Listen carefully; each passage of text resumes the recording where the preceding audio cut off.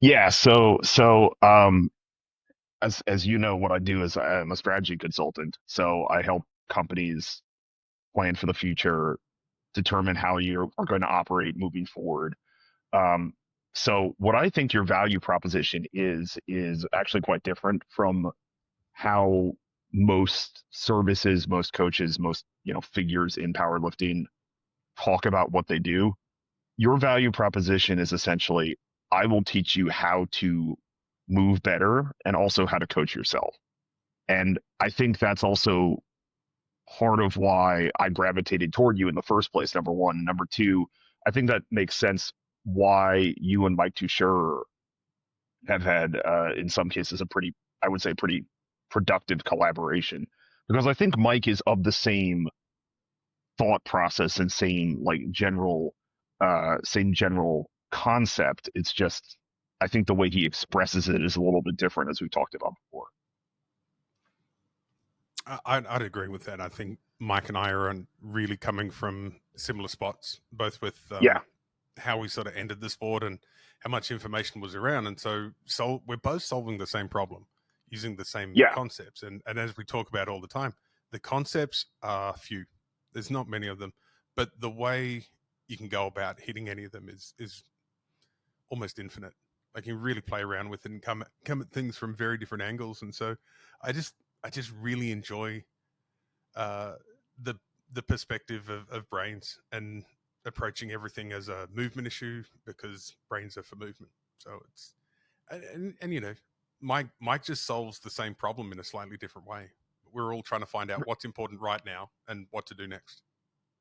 I think Mike is an engineer by training. I'm not entirely sure if that's right. So if it's wrong, someone shout me down in the comments or something like that. But it makes sense that he has a very mechanically based approach, and that's not to say that he's neglecting, the importance of motor patterns or anything like that. I just think his bias is going to be more toward, I see this thing moving in this way, so let's change how this segment moves versus, okay, what's the thought process behind why it moves that way?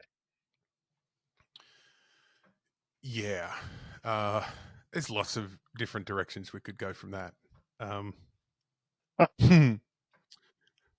wow.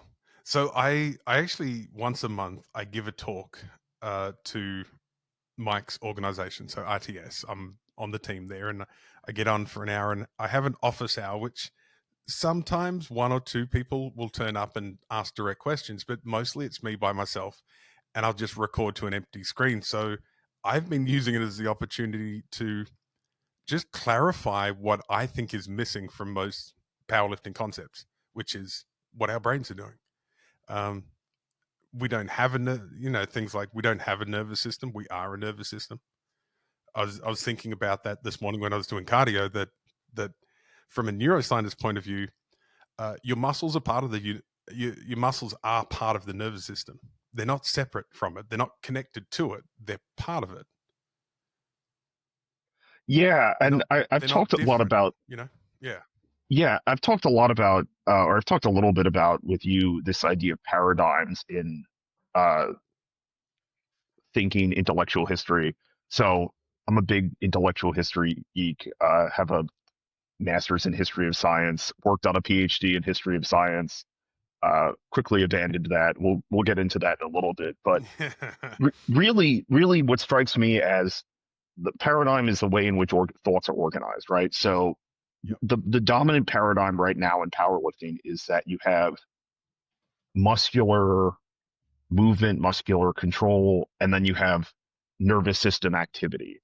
And I think that's Yep. really articulated by a lot of people saying, "Oh, I have nervous system fatigue," or I can't do a heavy equipped bench after a heavy equipped squat because my CNS is blown out." It's like that's the the concept that you're operating in is actually not, it's not exactly the wrong thing to say, but you're also not understanding that that's a little bit of this picture. There's a really big picture around it.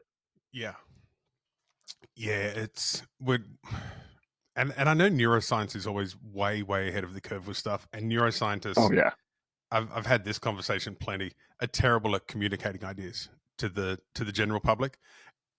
and they're not even that good at communicating ideas to the rest of science. So, you got all these nerdy brain people off to the side going, "Yeah, we know how it works," and it's not the way everyone's saying it. But I think as a community, we have terrible problems with being able to engage with other communities and tell people this is what's actually going on when you're doing something. This is how it really works. And it's my belief if people knew how the tools were working, how these things operate, they'd make different choices and they'll make better choices. You'd have more fun, be more productive, all those sort of things. Yeah, I think the issue is in a lot of ways that lifting weights is a relatively recent endeavor in the history of humanity, right? So anatomically modern humans have existed for like 50,000 years, give or take a little bit. Mm-hmm. Uh, and we've only decided that lifting weights is a form of like recreational activity since the 1920s. So I guess Oh, 100 or so I'd go a little years. bit. Was Sandow was what 1870s, 1890s. So you had a lot of like you had physical culture through the 1800s. Yeah, Um, but yeah, I think we're splitting hairs. Like a couple of hundred years at best, we've been doing this right. at And so this best is right. out of So 50,000. right. So call it 150 years, right? So we Sure. can take in those people who are going to yell at us for not talking about Lewis Sear or whatever. Uh, Oh man, I read his book. That's a great book. If people haven't read it, you need to read that. There's a bunch from that era that I think should be standard reading for anybody getting into fitness and strength sports. some of the stuff that they're talking about in those books is just so bizarre too. Mm. Bob Hoffman ended up in legal trouble in the 30s or something for talking about the what was it, the sexual powers that weightlifting gave him or something like that. Uh, And he wrote a book about this. yeah, yeah. The mechanisms, of course, were all wrong, and now we would be able to write that so-called book as a one-page summary of what's actually going on physiologically as to why people's so-called sexual prowess increases when they lift weights. Well, yeah, I mean Hoffman was the if if you guys think if you think that physical culture, fitness culture, whatever we want to call it today, is full of bullshit artists. We have nothing. We've got nothing on the mid 20th century. We had, I mean, all sorts of bizarre claims, just truly, truly bizarre. Bob Hoffman was, of course, one of the leading purveyors because he sold equipment. But some of the Mhm. stuff that Weeder was putting out, and even guys who were a little bit more responsible, was just completely off the wall. How many of the Weeder principles can you remember? Because I love the Weeder principles. So they started developing those in what, like the 60s, then through the 70s and 80s, and somehow a lot of them have stayed in modern bodybuilding language, but we've just kind of changed the names of it. But they're still the Weeder principles, who never investigated or researched anything. They just came up with it, and it was great for marketing, so they could sell magazines. Yeah, I think isn't muscle confusion one of them, Yep. and then there's So I think maybe Louis Simmons read that once and gone, "Yep, I've got you, I've got you." CrossFit just muscle confusion. Let's go. Um, well the thing that's fascinating about that is that all of Weeder, maybe not all of, but a lot of Weeder is a response to Hoffman, right? Because Hoffman yeah. is very interested in weight training, weightlifting as an Olympic sport and Hmm. for athletic endeavors. So, like, I don't. Have you ever seen a copy of Strength and Health magazine? No, no, I never saw one. Okay, so I when I was in graduate school, and this was like one of the best things that existed while I was in graduate school, but I wasn't at the time place where I could actually take advantage of it. Um, I had access to a database of like 60 plus years of Strength and Health.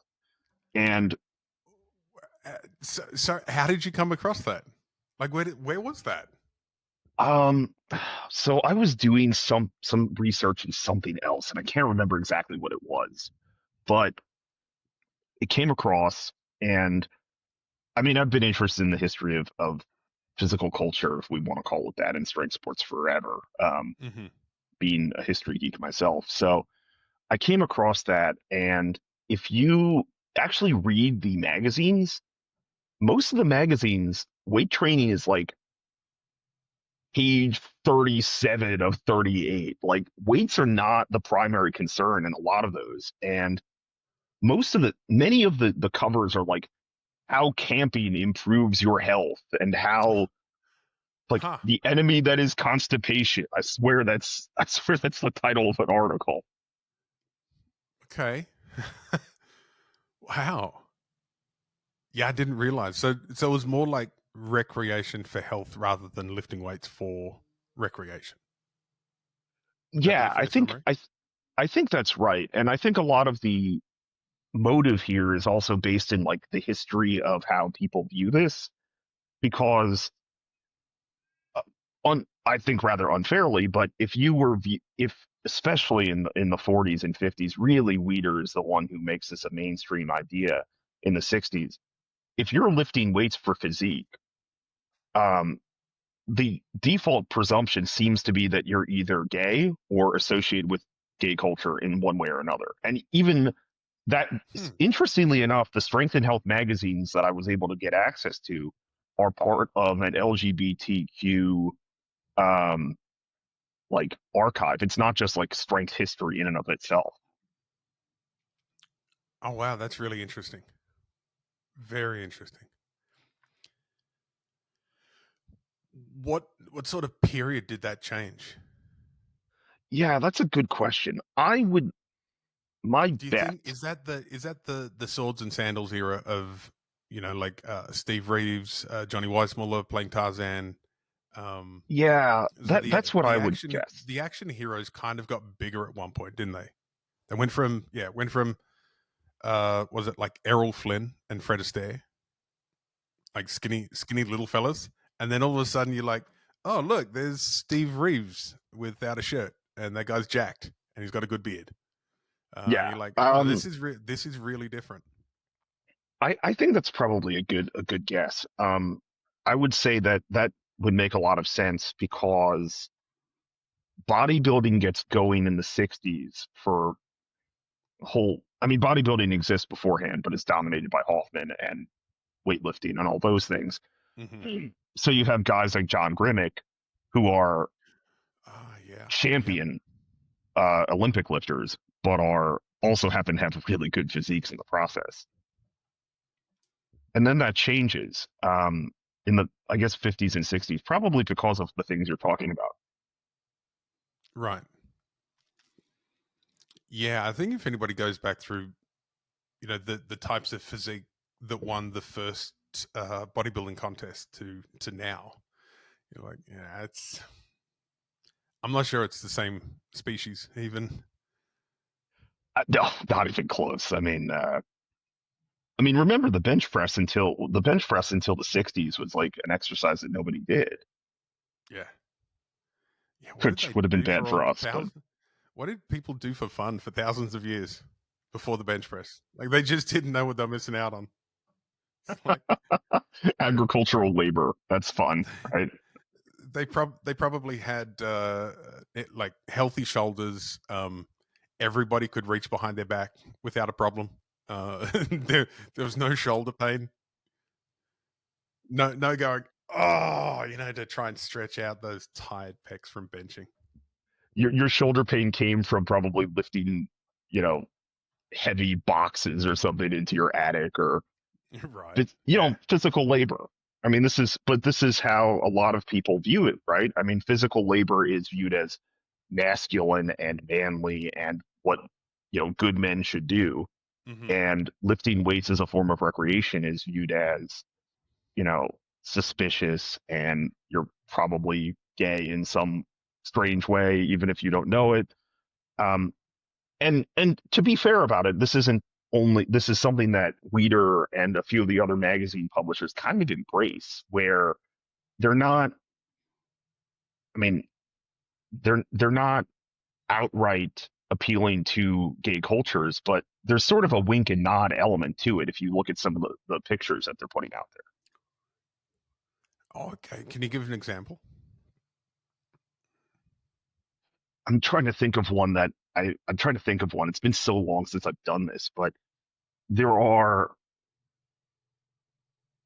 some of the magazines especially show men in there's this one called Vigor that I don't know anything else about outside of the fact that I've seen it like 3 times ever, but it has men in positions that are more suggestive, I would say, and more reminiscent of certain um, maybe Greco-Roman statues that are associated with, in some cases, homosexual love or something like that.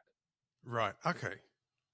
Well, I don't know. That kind of makes sense to me that a bunch of a bunch of guys working out together, getting really sweaty together, examining each other's physiques for flaws, and go, yeah. It's like at some point you're gonna go, yeah, you know, there's a grey area, obviously.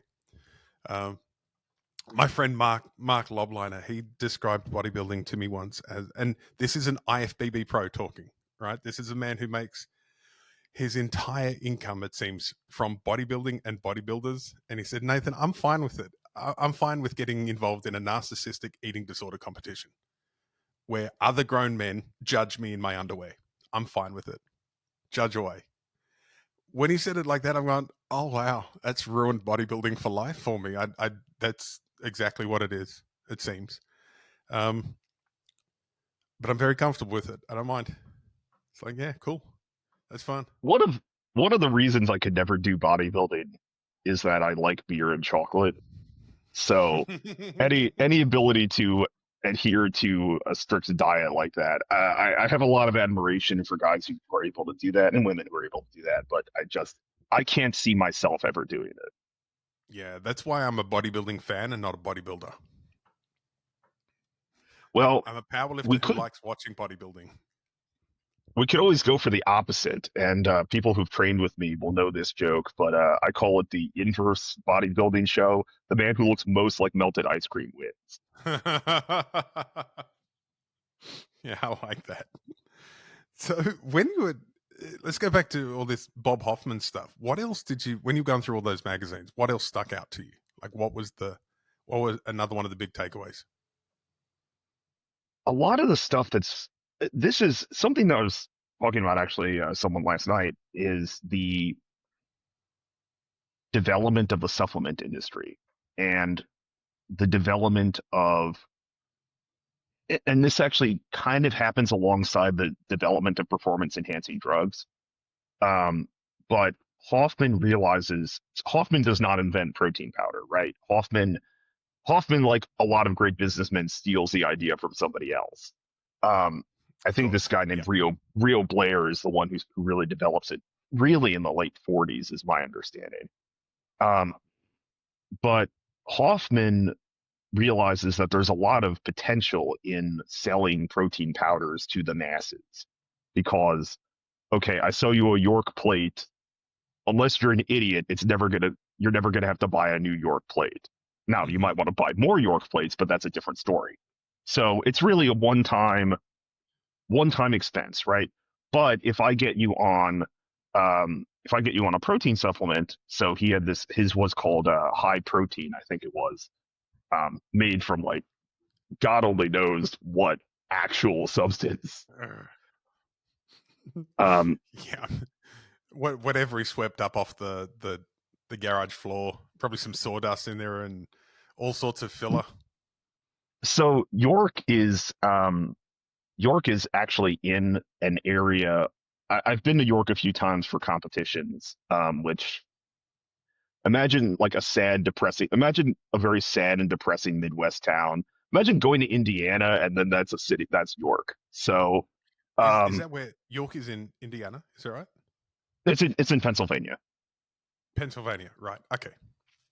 So So if I think The Office, am I getting York about right?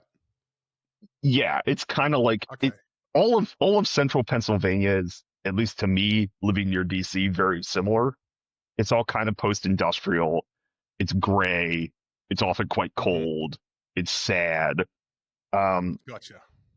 so York is in this area that has a lot of dairy farms, and it's also where it's also not far from Hershey, Pennsylvania, home of the famous or infamous Hershey bar. But Hey, okay. Now we're talking. yeah, Now so I'm interested again because we got chocolate in this story. All right, it's gonna be good. yeah. So Hoffman probably bought like grade like Z milk or something like that from these dairy farms and mixed it with Oh.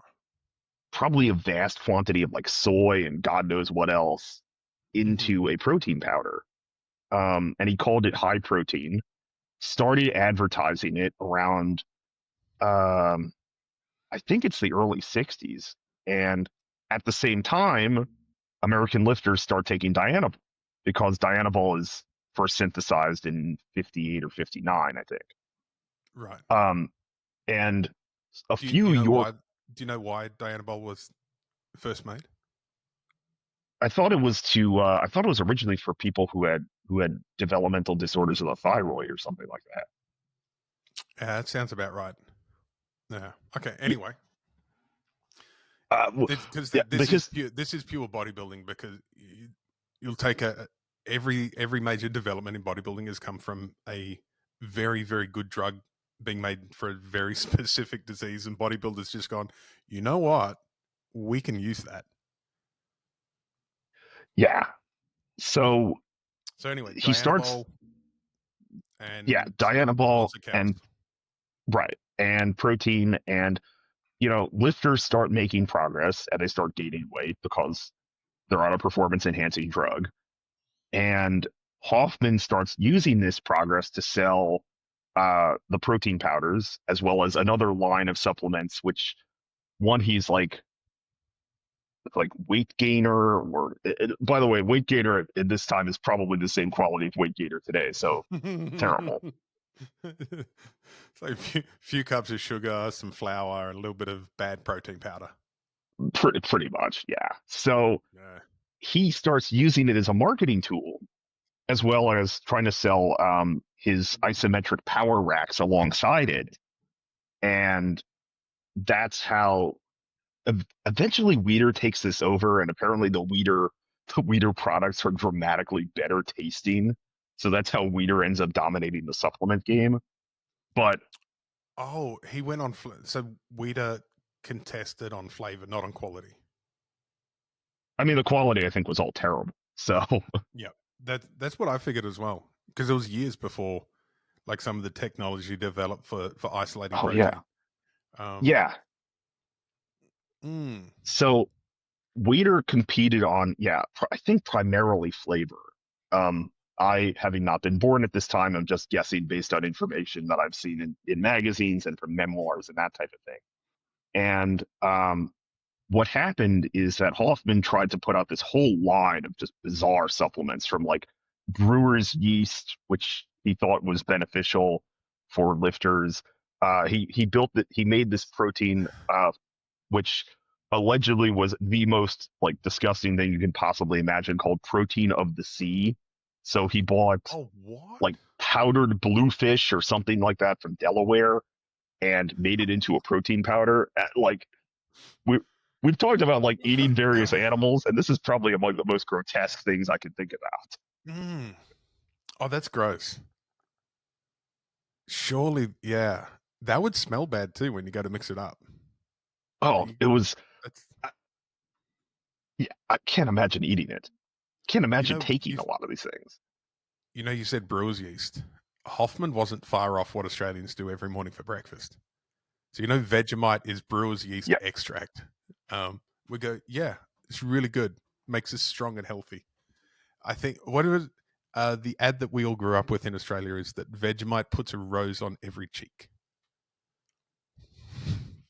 It's like, all right. Um, So here's a question that will reveal my ignorance of uh, Commonwealth cuisines. What is the difference between Vegemite and Marmite? To be honest, I have no idea. I think Marmite is British, and Vegemite is Marmite made in Australia. I don't know. I really don't know. I hope somebody does know and they tell me. But there's some pretty robust debate about which is better. And I think I had Marmite once as a kid and never again. It's like, no, Vegemite always. It's a But national pride. there's some, like, it's funny you said Commonwealth food. There's some stuff that is hotly contested in the Commonwealth as to where it's from and who does it better. Marmite and Vegemite is one of them. Pavlova is the other. I've never even heard of the second. Oh, Pavlova, dude, this is the greatest dessert known to man. It is like the greatest meringue, and then you fill it with fruit and cream and all sorts, and then serve it as it's a meringue cake, I guess, with cream and fruit. Oh, that That sounds sounds weird nice. when you put it like that. You gotta when we get off the call, like look it up, Pavlova. It's the greatest thing ever. It's named after a ballerina, and the Kiwis maintain it's theirs. Aussies, it's ours. I really don't care who made it first. It's the greatest dessert you'll ever eat. It's our Christmas dessert. We make a mango. My wife makes this. She layers up layers of meringue or pavlova meringue with mango cream in the middle. Make it into a big tower, and we have it for days afterwards. It's the greatest thing. So Fascinating. poor Americans with your, what is it, pumpkin pie or all the million different pies you have. You don't have Yeah, a we've pavlova, you haven't lived. fascinating. Yeah, we have a lot of cult of pies involving fruit. Um, some of them are okay. Some of them are interesting. Oh, I every time I came to the US, I'd try and eat a new pie somewhere. Just find pie, like anything that we would see on movies. I'm like, I want to eat that. So what Uh, is it? Cherry pie, key lime pie. They're really good. Of course, apple pie and all the there's like just I like it. I really like it. there used to It's be great. It's great to be a super in the US. if there used to be on around the North Carolina Virginia border on I-95. There used to be a rest stop that had a vending machine that would sell slices of pie. A I don't know who vending stocked. machine. Yeah, I Wow. have no idea who stocked it or who thought this was a good idea. But Imagine how many preservatives would have to go in that to keep it alive for a couple of days and intact. eh, Eh. there are worse things. Worse things one could. Yeah, I mean, we also are in the America is also the land of watery beer. We've had, and though I actually had a conversation with an Australian friend of mine many years ago that Australians don't actually drink Foster's. It's just the crap beer you send over to the U.S. and tell Americans that you drink. Yeah, it's always funny when people whip out Fosters and go, "Yeah, I got the Fosters for you." Like, fuck off. No, absolutely no, not drinking it. Yeah, we have similar ones to that. Yeah, I think Fosters and Drop Bears. There's in drop beers. Yeah. They're both made up stories, but they're wildly funny and keep us entertained forever. So Is there a reason that the can is so gigantic, or is that just a marketing thing? the can of Or is it that they Fosters. want? Yeah. Oh, in Australia, if you ever see Fosters, it's a standard 375 ml can, like everything else. When you see it in the US, you get those really big ones because they're marketing to you guys.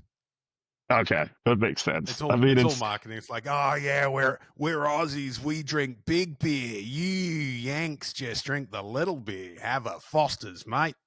Yeah, kind of like that. We I don't mean, drink it. huge quantities of terrible beer. I love it. Maybe that's what they do with Viking beer in Denmark. I remember having a liter can of beer in Denmark. It's That's like, a giant can. yeah, it was. I got a photo of it somewhere. Myself and Ryan Carrillo. from Texas. We both had one, and when we were drinking from them, finally a can looked normal size. I'm seeing Adam tomorrow. I'll have to ask him what the largest can that they produce is. Oh yeah, I'm sure Adam makes good beer, even though he doesn't drink it. Yeah, he works for the I think Miller Coors brewery in Virginia. Right. So I want to go back to the history of science that you were talking about before. Yeah, Because so far we're doing a really good powerlifting podcast by talking about everything but powerlifting, as usual. powerlifting is powerlifting's not the most interesting sport. I'll just throw it It's out there not, and is say it? it. It's It's really really not. not. It's there's been a push in the U.S. by a few people to try to make it a more spectator friendly sport, and I'm like, do you realize how fucking boring this is? I got to admit, I've been asked for years. Like, I will go to for years since I've been in Perth. Would go to comps and just stand in the crowd and watch. But in order to get through a competition, I needed there to be a coffee van, maybe some food, and a whole bunch of people to talk to while I wasn't watching lifting, and then watch the occasional lift here and there. And that's the only way I can really enjoy powerlifting if I don't have a job. So I would much prefer to referee, announce, spot and load, coach, anything to keep me busy while lifting's going on. Because you're right, I feel bad for the families that come and sit in the crowd. Actually, Even not when I bad. lift, Yeah. even when I lift, I'm frequently the guy who brings a book and is reading the book in a book in the warm up room because I mean, uh, look, I'm there to bench, right? I'm gonna bench and then I'm gonna go home. I'm not gonna sit there for the entire meet. yeah, you're right. Powerlifting is very simple. There's people and podcasts that like pulling it apart and make it very complex and trying to reinterpret everything through a different lens. But essentially it's the first three lifts you get taught when you go to the gym, Pretty much. right? Um, Let's yeah. actually talk about history of science though and not get So, sidetracked, which we will a dozen other times in this podcast. oh, I don't think we've ever had a conversation where we haven't got sidetracked at least 5 times. Oh God, no. But we always we end up landing on something really cool. So I don't mind the sidetracks at all. But yeah, history of No. science. You were doing what was the pathway? Explain the pathway, how you got there and why you were there and what the purpose was meant to be. Oh God, that's fascinating. So, I was so my grandfather has a PhD in American history. Mm-hmm. My grandmother has a master's in I guess it's technically British history. Um, and when I would, over the summers when I was a boy, I would spend Oh, a lot of time with can them. I just throw a Yeah, little cap in there? Can we call yeah. that, instead of British history, can we call it American prehistory?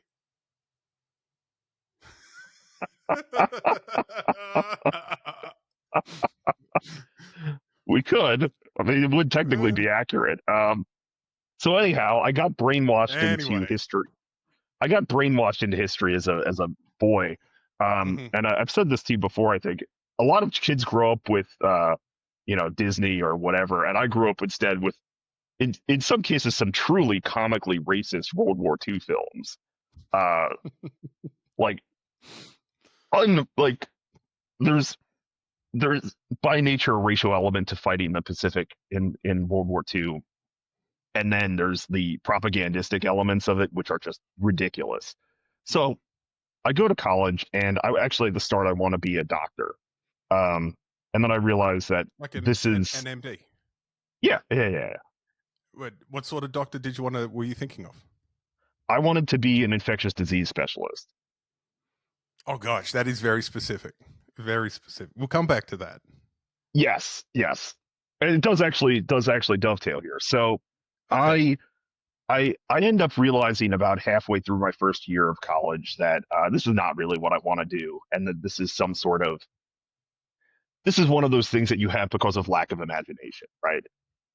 So I then go down a slightly different path, which is I was working on really the historical development of the New Testament and the how essentially do we have the Gospels that we have today. Mm-hmm. And this is all in generally in history, somewhat in theology as well. And I was talking to one of my professors at the time, and she tells me, "Look, the job market for this is pretty grim," which I knew about, to be fair. But I then thought about it, and I said, I'm probably not going to get hired. Most of the jobs are in the South and are at dominantly evangelical institutions. So, and not the high level evangelical institutions like Wheaton or somewhere like that. They're at generally very small seminaries. And Right. I Okay. thought to myself, there is no way I'm going to get hired there. Or if I do get hired there, there's no way I'm going to survive and not get fired after the first year. So gave that up. Ended up working in history of science, doing some interesting work. And I was 21. I had total lack of imagination. This seems to be a recurring theme in my life, by the way, of lack of imagination. And I'm applying for PhD programs because I'm like, well, I've been in school my entire life. I've been in academia my entire life. Uh, I'm being pushed by my family to pursue this too because it's what I thought I wanted to do. And I go to the University of Wisconsin-Madison for a PhD in history of science, which at the Oh, what is it? time still had an Badges. independent history of Is that the science badges? program. Yeah, That's the yeah, badges, right? Yeah. Okay. Cool. Cool. Dave, don't the Doan family will be happy that I remember that. Go badges. yeah. I didn't know. So at the time, I don't know anything about powerlifting, right? So I'd played baseball in high school, and our um, our baseball coach was kind of an old school guy. So very much so, like we don't lift weights, we do a lot of flexibility, and we run a lot. So I believe our conditioning program was basically P90X, just kind of ripped off. Now, mind you, uh, we all had great abs, but we weren't couldn't do anything else. We were also not a very good baseball team. I we there was one night that I think I'm on second base or something, and batter number 4 of the night hits a grand slam off the left field scoreboard, and my thought is this is going to be a long night.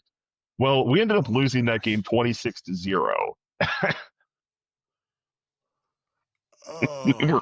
awful. Did did you I know this is a tangent again from the tangent. Did you have a mercy rule in baseball? Um, I don't know because I would have thought it would have been invoked in that situation, but Yeah. I believe I pitched in relief in that game. And keep in mind, like I'm 5'10". I was like 140 at the time. I do not have a 98-mile-an-hour fastball, Yeah. so I had no future in the major leagues.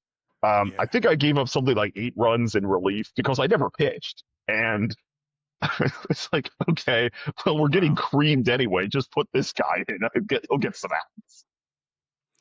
I remember we had it was like fourth or fifth innings if you were 10 runs up by the fourth or the end of the fourth, you just stop the game.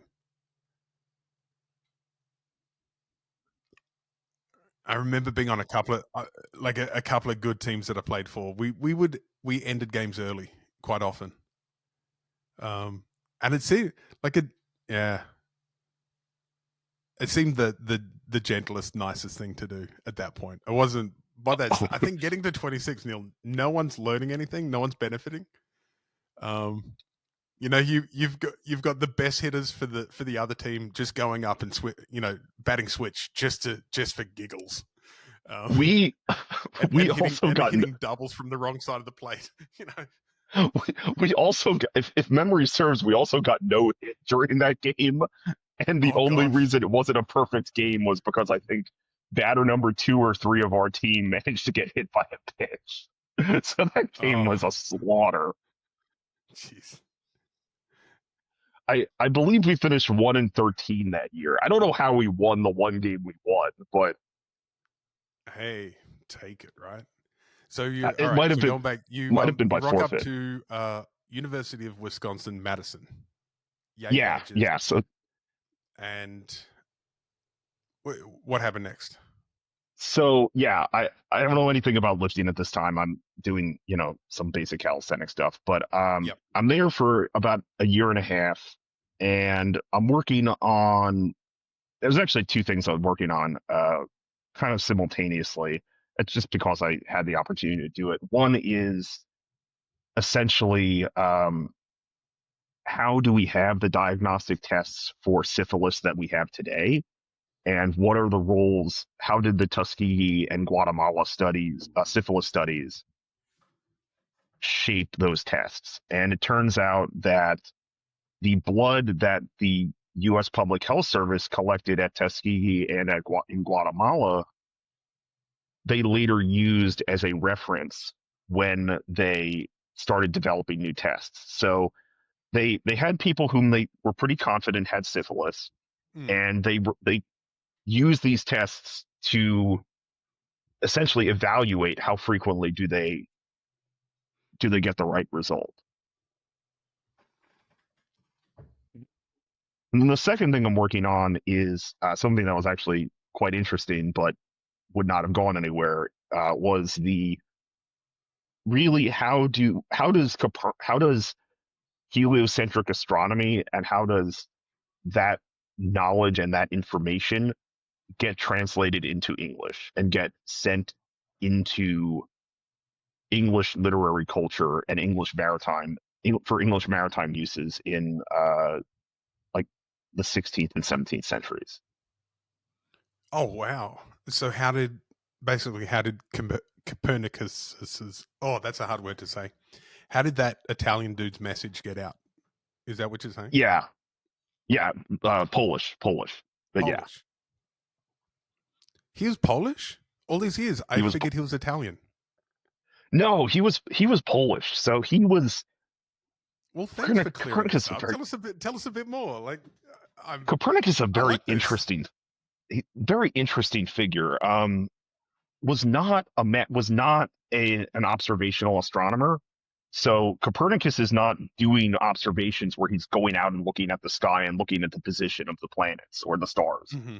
Copernicus is relying on information taken from or on observations done by, in many cases, Arabic astronomers, in many cases, other medieval astronomers, and his thought. And he doesn't actually have any good. He doesn't really have any solid backing for this. Is that the existing model where the universe effectively revolves around the Earth, the geocentric model, that can't be right in essence because there's a whole list of reasons, but one of his reasons is that the system that everyone accepts at the time is too complicated, and God could not have made it that way.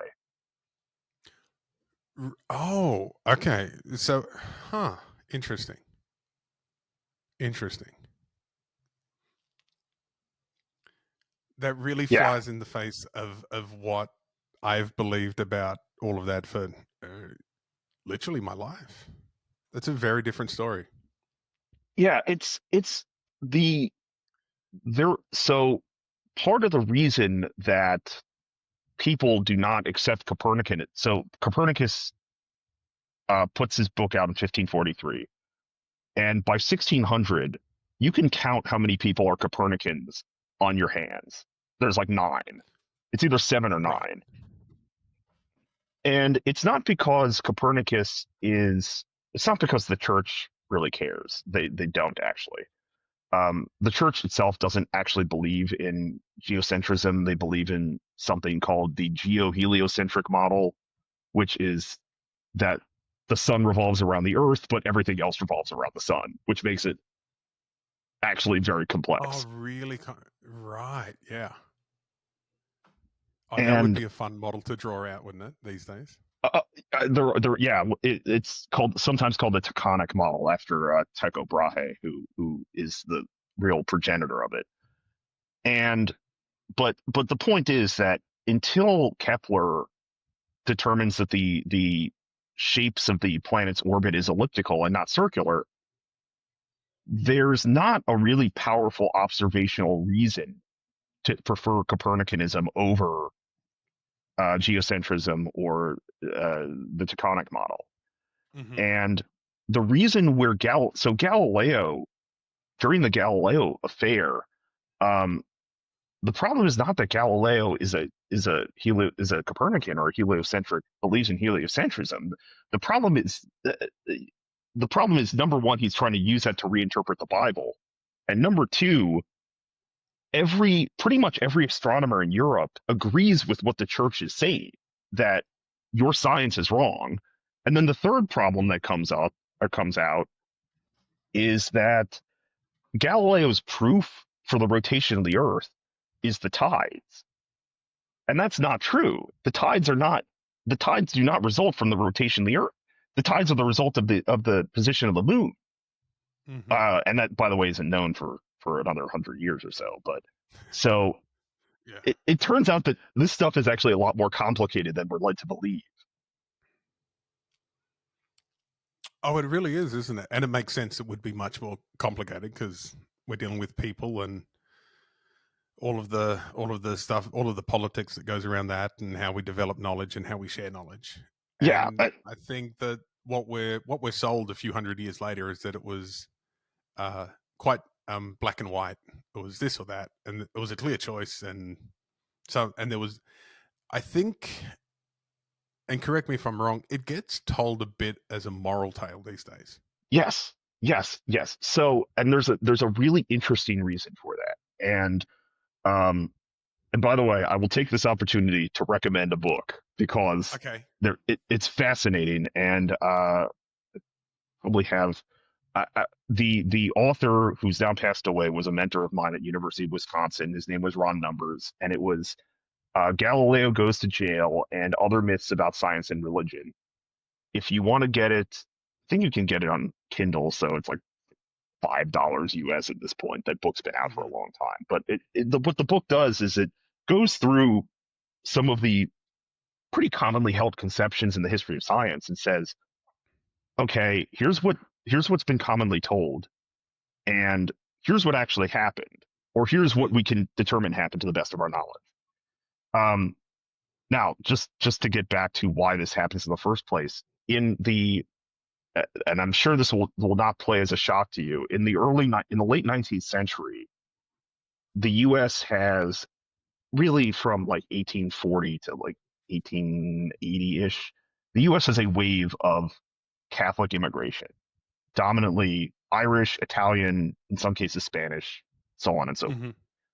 And the U.S. up until this point is effectively a Protestant country. I mean, whether or not we have an official state religion, which we sort of do up until this point, it's mainline Protestantism. And obviously reactionaries get concerned about this and start saying, oh, these immigrants are going to take their orders and owe their loyalty not to the US but to the Pope. Sounds kind of familiar, doesn't it? Yeah, it does. So there's a series of books. One comes out by someone named Andrew Dixon White, who is I believe the first president of Cornell University. And there's one other, John William Draper, who's actually a chemist, writes a book called The History of the Warfare Between Science and Religion. And what these books do is, using Christianity primarily as a stand-in for, or using rather Roman Catholicism as a stand-in for religion, they argue that religion and science have always been in conflict, and it will only end when science inevitably triumphs and destroys religion. And that was the dominant thought in history of science, the relationship between science and religion, up until really the 60s. What changed in the 60s? There's a few things that changed in the 60s. One is that people start re-examining Galileo. And history of science as a discipline really starts in the 40s and 50s and the 60s. It's really a creature of the post Cold War, right? So we are behind the Right. communists. We have to bolster interest in science. And this is actually how a lot of really terrible a lot of really terrible information about lifting weights comes into the U.S. as well. But that's neither Hmm. here nor there. Hmm. And what happens is that a lot of the early historians of science do some very interesting work examining examining some of these key incidents or these key flashpoints that are told in the conflict thesis, and doing things like developing critical editions of texts, which is actually very interesting work. It's very, very hard, but they don't. This is this is stuff the field doesn't do anymore. This is also why I kind of dropped out of the field. But Hmm. um, there, as a result, and due to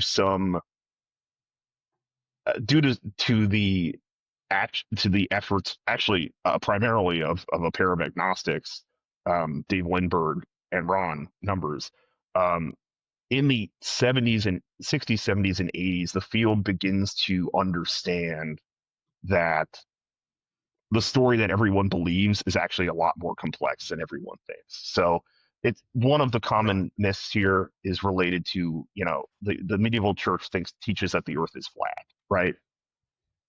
Everyone I think has heard that at one point or another.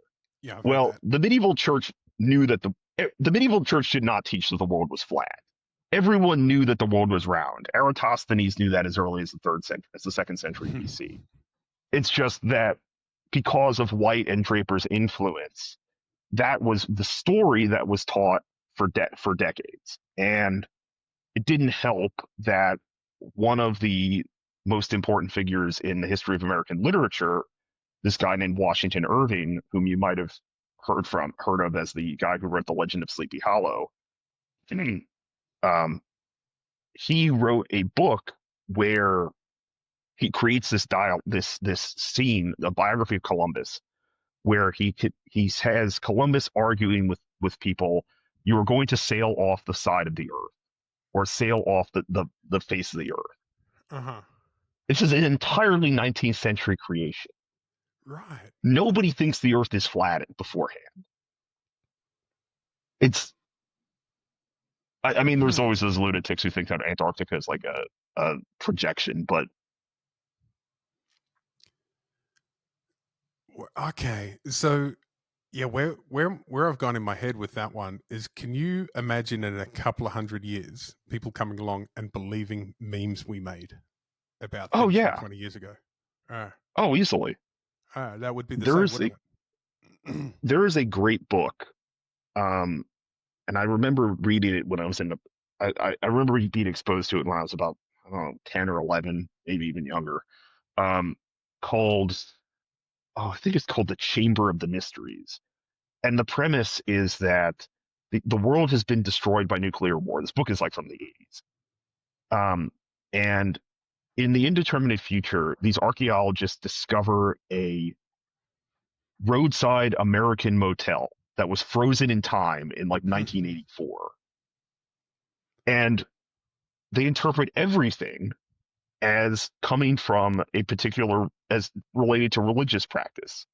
So the toilet Huh. is the sacred urn, or the TV is like the magic box, which actually isn't that far from the truth if you think about it. The remote is the magic communicator. Yeah, okay. Yeah, that's interesting. That's interesting to think about, isn't it? Anyway, let's get back to Madison, Wisconsin. And so you're doing and so this is the masters you're doing, is it? All of this stuff? Yeah, so my master's thesis was on the development of tests of diagnostic tests for syphilis, and I, I just can you tell me the title of your paper? the title was it's been so long. It's been a long time. It's I think it's the greatest contribution the role of the Tuskegee and Guatemala studies in developing new serological tests for syphilis. There is nothing better than a thesis paper title, is there? Just Oh, they're bad. They're they're all, always they're always, good. it's like the driest information you can possibly provide. Yeah. What was yours? You wrote one in neuroscience, right? Yeah. I can't even. It was something to. It was so dry. I can't because the title had like the title was exactly just what we did. It was like schizotypy in something about schizotypy in healthy subjects comparing THC, CBD, and placebo. Something like Interesting. yeah. Very interesting. Um, yeah, yeah. That it was such a bad title. I think I've tried to blank it out. Just I don't want to Oh, talk about it's it okay. anymore. I've blocked out most of my graduate school experience. I think that's most people, isn't it? You just go, all right, we got through that. Let's move on. Yeah. So I about April. So I'm not happy in Madison. Madison's really cold. It's really unpleasant. I Mm-hmm. have some other things going on in my life at the time that are, not super great. So not in a super happy relationship at that moment. And I end up I end up applying to go to other PhD programs in the US. And Mm-hmm. in like March, like February, March is when we generally receive results in the US. I find out that I got into none of them, which I'm a little bit upset about, but at that point I make the decision I'm done with academia. It's time to move on. It's time to go do Yep. something else in my life. So I get out of college, I get out of graduate school, and I have to go figure out something else to do with my life. And I've always been a pretty motivated, goal driven individual. Um, and for the first time in my life, I don't actually have any goals because I've like, well, I've done graduate school. I have a college degree. What the fuck am I going to do now? Right. So You've ticked all the boxes from childhood, right? You get told as like a 14 or 15-year-old, this is what you need to do for the next 15 years. Like, all right, done that. And then what now? yeah. Yeah. So long story short, get through COVID as doing work as a contact tracer, which was that was an interesting experience. A lot of moments of terror, and then a lot of moments of like, how are you people still alive? This is Hmm. the most bizarre thing I've ever heard.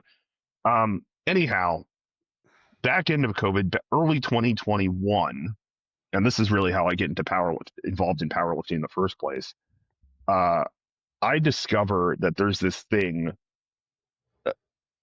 I watched West Side versus the World in like 2019, just around when it came out, as I think so many Uh-huh. other Yep. people did. And one of my friends and I, at the time, we called it unemployment crew because we had nothing else to do. We were both unemployed. So we'd end up at this like terrible commercial gym at like 3 p.m. and we'd just do the stupidest shit known to man. Be like, what do you want to do today? Let's do Anderson squat against bands from the bottom. I'm like, okay, why the fuck not? Right. Um, Yeah. What's the worst that did could we make a happen? ton of progress? No, not at all. But it gave us something to do while, looking for work. So, It sounds fun though. um, That sounds fun. it was so fun. I mean, I didn't get anywhere, but it was really fun.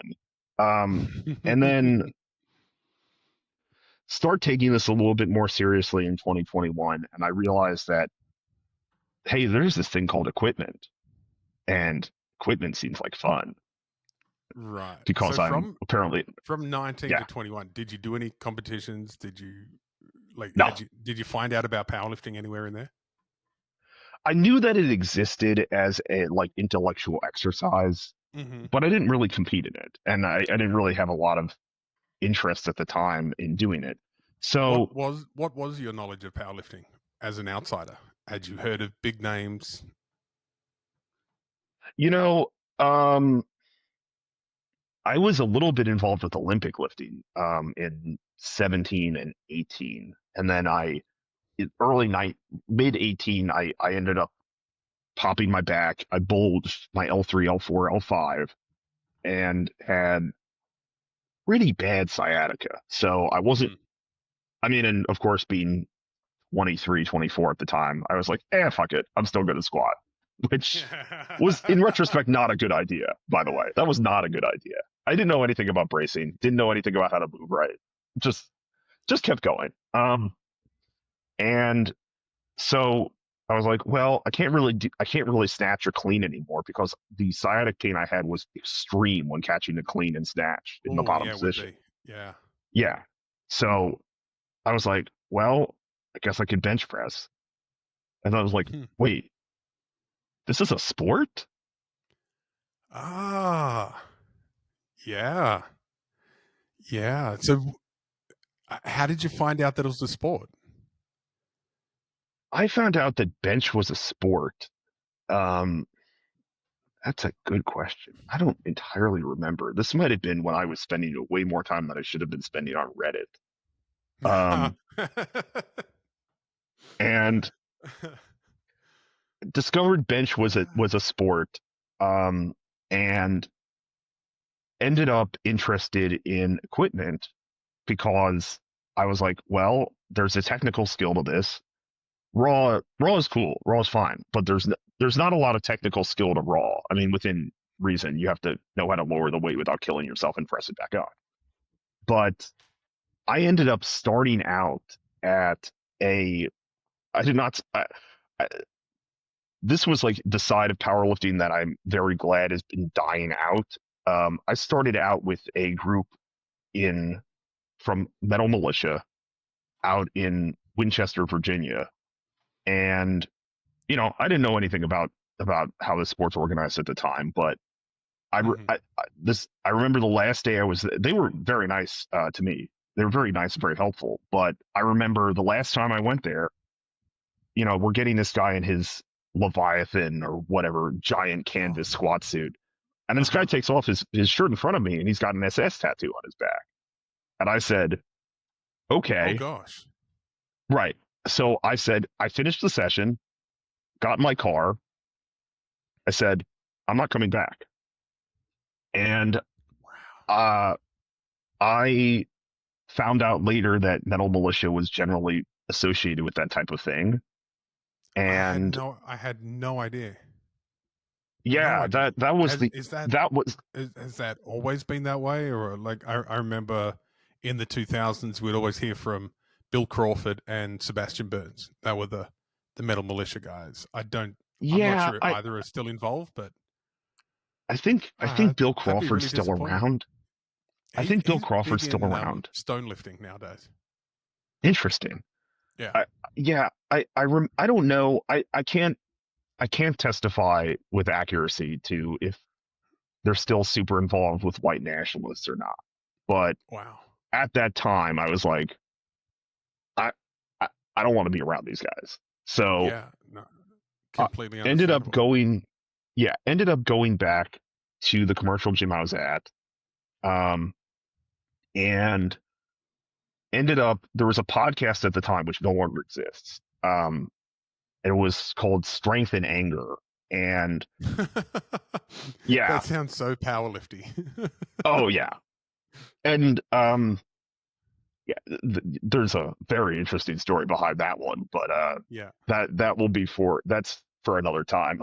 But anyway, I reached so this is like the nadir. Even now, I mean, equipped powerlifting is not known for its like vast sharing of information or easy accessibility, but I I messaged them on Instagram. I'm like, look, I want to get into equipment. I live in this area. Do you know anybody? Mhm. And they told me, go talk to Amber Hansen, who at the time was a WPO competitor. I think Mhm. she hasn't competed in a little while, but she's still, I believe, active in Ohio. And so I talked to her, and she tells me, yeah, we train these days. Come on down if you want to. And like, so I come down on a Saturday, random Saturday. And I think that day I see Jimmy Kolb do 320 for 23 with a supercharged ram on. And I Gosh. think to myself, okay, I want to do that. So Huh. Just to Sorry, round this out. I'm back at 320 for 23. Oh, it was That's insane. It was insane. oh And keep in mind, the heaviest bench I'd ever seen up till this point is probably 405. yep. So, and that's like one guy who's especially large, and I'm like, this is a big bench, right? And then it's like, that's a big bench. Um, That's nuts. That's nuts. so So when you say I'm trained. 405, you mean 180 kilos, right? Yeah. Yeah. And then Jimmy Cole was doing 320 kilos or 700 pounds for reps. Yeah. So That's just nuts. so this is like April or May of 21, Mm-hmm. and Jimmy is getting ready to do to break the all-time world record in sit in bench, in equip bench, which at the time I think was held by Will Barodi with, I think, Tiny with like 502 and a half or like 505, something like that. Whatever 1120 or whatever 1110 works out to in kilos. Yep. So Jimmy and his guys are going to go compete in York, Pennsylvania at the IPA Strength Spectacular, I think is the title of the meet. And I'm like, what the fuck? I'll sign up. So I sign up Right. for this meet. Probably like a 240-ish raw bencher at this point, weighing like 190. So I'm not awful. I'm not great, but I'm not good by any stretch of the imagination. Um, Go to that meet, uh, bench 225, miss 245 twice. And as soon as that happens, I'm like, okay, I like this bench press thing. And that was 2021, and yeah, I haven't given up. I haven't given up yet. Yeah, right. Okay. That's and so you were at in the competition where Jimmy Cole does the world record bench. Is that right? Yes, I was so IPA meets at York were like the epitome of terribly run 90s powerlifting meets. So you'd have squat, an hour break, bench, hour break, deadlift. So you would start, theoretically, you'd start at like 9-ish. Time was never really much of a consideration for these meets. You'd start at 9-ish. Mm-hmm. And then maybe at some point around 5:36, they pull the last deadlift. That's a mat that Um, yeah, I can't do those comps anymore. no, That no. does my head in. I, so Jimmy was, so there was the 2-day meet. So up to 198 was day one, 220 over was day two. So on day two, Jimmy takes the all-time world record on his second attempt with, I guess it would have been 510 kilos. Yep. And that was, I maintain to this day, that is the best bench I have ever seen over 500 kilos. And I think that lift could have passed in an IPF meet. That's how good that bench was.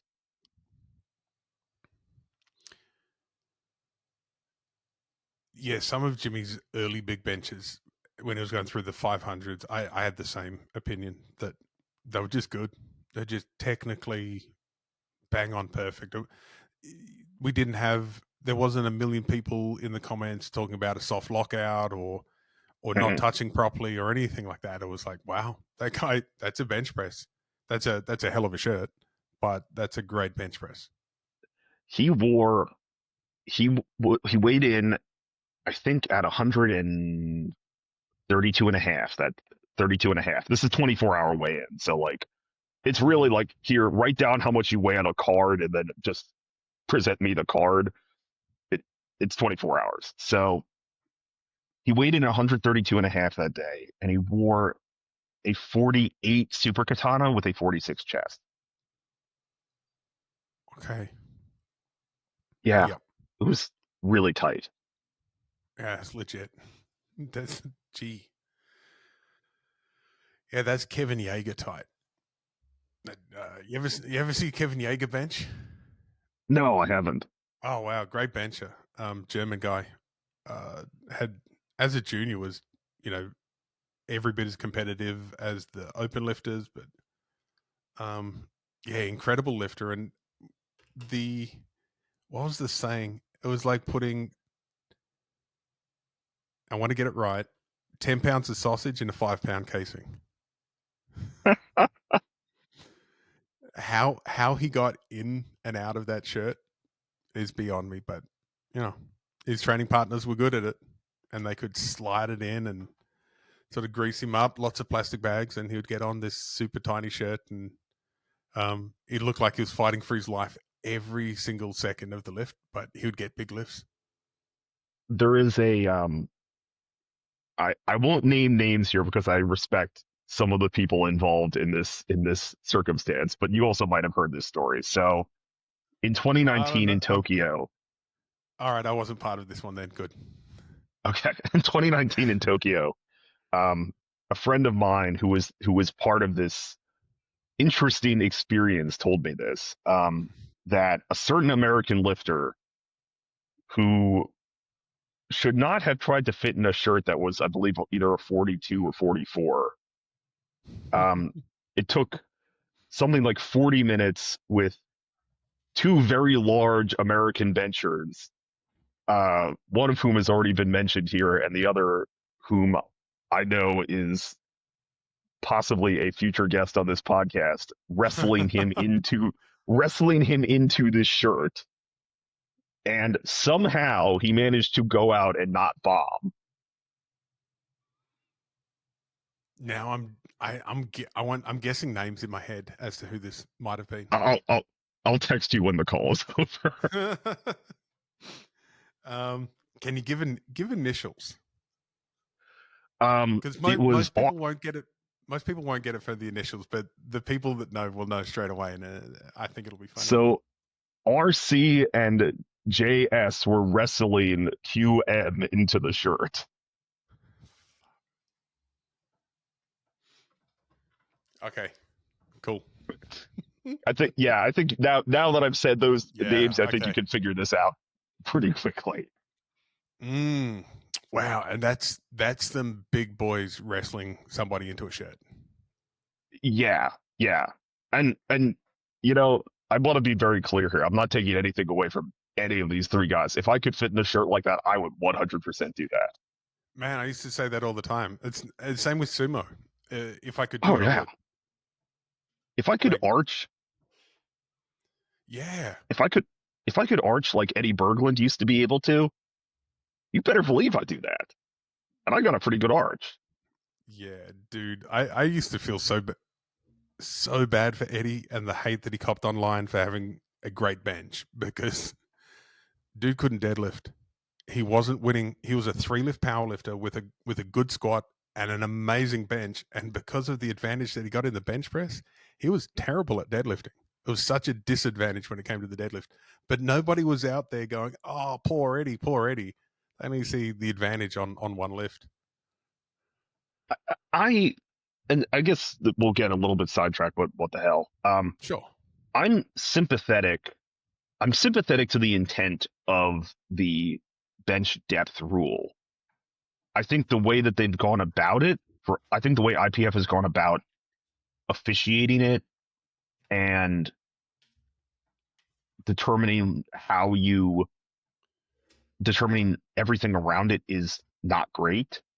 Yeah. But I do like the idea. I think that the set of rules are actually not bad rules. I, the problem is I have seen that rule implemented and enforced in ways that I would consider very unfair against certain lifters while not being called against others. Yeah. It does seem the IPF will make fairly political rules every few years. And it does seem to be they do seem to be targeting a group of lifters with the rule. But at the same Yeah, time, you have and I think a pretty it's always unfair. I think. yes, and at the same time, you have a pretty sizable contingent of, let's be honest, lightweight female lifters and in some cases lightweight men who carry the bar extremely low on their back in the squat, and Yeah. that's perfectly legal. And I think if you want to criticize range of motion for bench, you should at the same time say you have to carry the bar, you know, here or higher. Well, we used to have that rule about how Yeah. far below and that was was it as one bar width from the top of the shoulder, and it's really hard to tell where the top of the shoulder is sometimes, and what's low and what's now the rule I believe is excessive forward lean. So what I find excessive will be different to what someone else finds excessive. It's very, very gray. It's like the sternum rule, but somehow even worse. Oh gosh, I love that sternum rule. If anybody wasn't around for it, we had to touch so there's my xiphoid process right about there, base of the sternum. You had to touch higher than that. But the problem being is most people would often think the middle of your sternum is the bottom of your sternum. You go, no, no, no, no, it's actually a long way down. But we were having to kind of touch up here and kind of in line with the nipples for So a while so there, and it was how would you touch in a properly fitting shirt then? well. I became one of the guys that was great at touching lightweights, um, like high or what I think is high. I just learnt the technique to do it. Played around with the way the shirt loaded up, sort of changing angles, pulling it down, pulling it up, pushing sleeves in high into the armpits, stuff like that. Yeah, there was ways to do it, and I think they threw it out after 1 year at Worlds. Like almost everyone bombed due to the sternum rule. It's like get rid of it. Just get rid of it. This is dumb.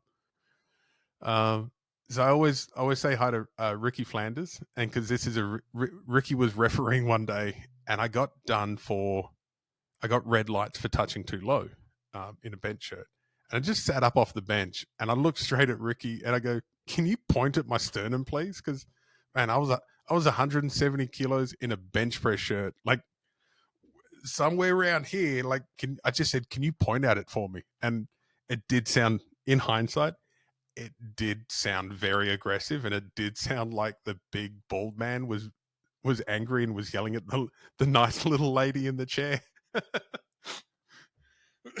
But that was the frustration with that. It's like, just tell me where to touch, and I'll put it there. But no one knew where the sternum was. Yeah, at the same time, and I've never understood. I do understand this, but I do think that it's kind of ridiculous because equipped powerlifting as a whole is not very large. When I started out with predominantly a multiply group, there was a lot of hostility toward USAPL and IPF, Yeah, and some of that I got, and some of that I thought was kind of absurd. And I remember well, someone telling me while I was getting ready for a USAPL meet, "Oh, you're going to have to touch your sternum," and I'm like, that rule disappeared 10 yeah, plus years ago. yeah. We also had uneven extension was a thing for a while, and the self press call that was in Oh, for a few years, then out again by 2006. just Oh, lower it it and was lower it, hold it there for a bit, and when you think it's good enough, go, and then we'll tell you if you got it right. yeah, but in a That tight was weird. shirt, in Mm. a tight shirt, you think it stopped as soon as you've touched it. Oh man, in a tight shirt, you think the bar's stopped when it's got about 2 inches to go. It's like, yeah, I must be on my chest. Let's go. Like trying to feel the touch in a shirt is not easy, as you well know. Oh no, and generally if you do feel the touch, something's gone wrong. Yeah, you've dumped the bar. Yeah. There is a special skill um, that some lifters have, and I'll call out my friend Mike Sapinski here for he was able to. He told me at the Well, Arnold one year. for a second there, I thought you were talking about Mike getting into the shirt. No, I was dead set you were about to say MC, and I was going to laugh so much. oh no, it was not Mike. It wasn't I've Mike. gotten Okay. Mike's shirt on. Mike's shirt is not that tight. Yeah, I've It's tight, to be but honest, it's not that bad. We've lifted together often, and I don't think I've ever been around for him getting his shirt on. No, it's not too bad. Yeah, okay, But cool. he told me at, I think it was the last Titan Pro Bench Bash or whatever, the last time the Arnold had this, that he took 606, like half dumped it on the way down, had his wrist like this behind the bar, and then somehow reverse curled it to lockout, which I thought was the Wow. coolest thing imaginable. Wow, that's awesome. That is awesome. Oh, do you want a funny story about? I got a story for you about the sternum rule and having to touch high and the Oh extremes yeah, that we would go to. Right. So 2010, we still have the sternum rule in full effect, and what was it? Oceania bench press was in Christchurch, New Zealand. I went across for that. The idea was that I was gonna do Oceania bench, and then about 12 weeks later, would go to Texas for my first world bench press. right. Ruben Samano, who was a great friend, incredible guy, and he passed away a few years back. He was the guy in Oceania. No one could beat him on bench. He had all the records. Everybody knew that he was untouchable. Except me, I was arrogant enough to think, I'm going to beat Ruben one day. I'll get him. And because we used to swap training ideas as well, he knew eventually I'd catch up to him and all this stuff. So it wasn't really competitive. We liked seeing each other lift a lot. That's the setup. Australia put Robert Wilkes as the chief referee for the session. Okay, you're already fucked. I was like, all right. Robert, at this point in his life, was mostly on juries. Like, he didn't do much platform stuff anymore. So here's Robert in his red tie, chief referee, trying to appear impartial to the 100% New Zealand audience watching an Aussie and a Kiwi do battle. So, yeah, I opening attempt, bring 280 or 290. I can't remember which. Oh, it was 280. Brought 280 down, trying to get a touch, trying to touch it really, really high. And so to do that, I would leave my belt off and let the shirt move a little bit because I knew Mhm. I was strong enough just to press it. But this is the old F6 high collar. It's right up Right. here. So Shirt slides, pushes up onto my throat. Robert is being so fair and generous to everyone else but me. He's like, as a killer hold just to prove that he's not cheating and where it's all above board. And I can just feel my vision getting closer and closer. I don't remember dropping the bar on myself, but apparently I got given a press command after I don't remember it, but got given a press command, pressed it halfway out before my hands just go completely relaxed and drop the bar on my belly. Spotters catch it on the first bounce. So the bar actually bounced off my gut. They caught it, re-rack it. First thing I remember is Craig McGuigan, who was kind of running the platform. He comes over, offers me his hand to help me up, and just says, "Oh, you had a wee nap, big fella." So was yeah, was it's this a about meet? Was this a meet you did with Stephen Pritchard as well? yeah. Pritchard was there. That was the first time I'd ever done a meet with No Ruins. So I met a couple of the No I Ruin team that day. Got to know them. Had a wild time. Yeah, I Stephen Pritchard think was that there. video is on YouTube. Yeah, it would be somewhere. Yeah, I think I've seen this video. You have the old school, actually the same shoes that I apparently wear right now on Benchless, like Safe USA ones. Oh gosh, yeah. That's right. Somebody I gave them away a few years back to a strongman. I love those boots. They were so thick and Oh, reliable. they're great. I got them from liftinglarge.com. Mike and Teal Uh, Edelman. uh, that's actually where I got my Super Katana from, the one that I'm going to be in There you tomorrow. go. They're still going. Awesome. Those so those shoes are phenomenal, and I Mm, I emailed Titan about, hey, are you ever going to make these again? I don't care how much they cost. I'd buy them as long as they're not like the yeah. price of a small, like a gold bar or something like that. And they never got back to me. So I tried to figure this out through searching the internet fora. Um, And apparently what happened is that Titan, they were handmade by like a cobbler whom Titan would contract with. And when that guy retired, no one else knew how to make those shoes. Hmm. Wow. Okay. Interesting. Interesting. That sucks because you're right. They were great shoes. Really cool shoes. Yeah. I mean, I bought mine on eBay secondhand for like $80, and it was some of the best $80 I've spent in powerlifting. Yeah. I wonder where, yeah, I wish I knew who had those boots now because I think they've been passed on a couple of times. Um, Yeah, you see them every so often in the US. Not frequently, but there are some lifters who still wear them. Donovan Thompson wears them sometimes. it's because Donovan's really, really old. He was probably friends with the cobbler. They, they probably they might have gone to school together.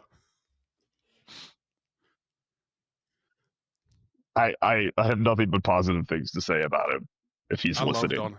I love Donovan, and yeah, he's a great guy. Really cool guy. Gives me shit, so I'll give him shit back. I like that. He My first bench nationals was 2024 in Greenville, South Carolina with USAPL. Hmm. This is the last USAPL meet I've done because of the US has its own weird situation right now. And I finished second with a whopping 314, 142 and a half kilo equipped bench, which Hmm. by the way is pretty much what I could do raw. So I just want to put out there that we're truly getting a ton out of the shirt at this point. And I'm standing, so can I've become a can U. I ask you? Yeah, Can I ask you if yeah. Donovan made a joke about his wife at that point? Oh, he probably did, but That was my favorite. Every time he would, a guy would bench 140 ish. I loved him listening. Loved listening to him reference Jennifer at that point. He's going, oh yeah, my so wife does that. Yeah, that's cool, man. I'm still. So we're called out. We're called out for the USAPL Pro Bench Card presentation, and I'm standing next to Donovan Thompson, and I say, I don't. I benched 142 and a half. Why am I getting this? He turns to me. He said, "You showed up." It's more than 95% of people did. I just, Yeah. I think there's a picture of me. I just am cracking up standing next to him. That was a fun Donovan's a meet. really interesting. Donovan's a very interesting example of how powerlifting knowledge isn't always disseminated, and it's not because of the Yes. source. Um, Yeah. the dude is about one of the smartest people on this planet about bench pressing. The one person he's coached from beginner through to world champion is his wife Jennifer. She is as good as she is for a lot of reasons. One of the reasons is Donovan. Like he's so Oh smart. yeah. He's influenced a bunch of world champions, a bunch, Yeah. and it's always with profound insight and wisdom that seems too simple to work. And because of its simplicity, I think people discount him. But It, I think it it's because he knows things at such a high level and he knows it deeply and profoundly that he can describe it simply. it's the same thing with Coach Gillespie. And you know 100%. a lot of the guys around him from his lineage too.